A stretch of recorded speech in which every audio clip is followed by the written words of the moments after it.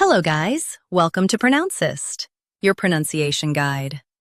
Today we will learn how to pronounce the word shown on the screen. Upassel. First, let's hear its American pronunciation. Upassel. Now, read the syllables of U.S. pronunciation shown on the screen naturally. Pa. S. Upassel. Pa. S. Upassel. Now, let's focus on British pronunciation of this word. Apostle. Now, read the syllables of British pronunciation shown on the screen naturally. Po. Sul. Apostle. Po.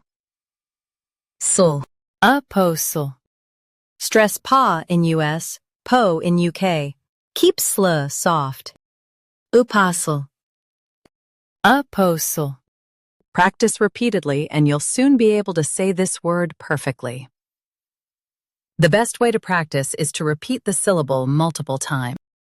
The meaning of the word is early Christian messenger. Try repeating this word several times to improve your pronunciation. We post daily videos on useful and commonly mispronounced words to help you speak clearly and confidently. Like this video and subscribe to Pronouncist for more pronunciation guides. Thanks for watching us.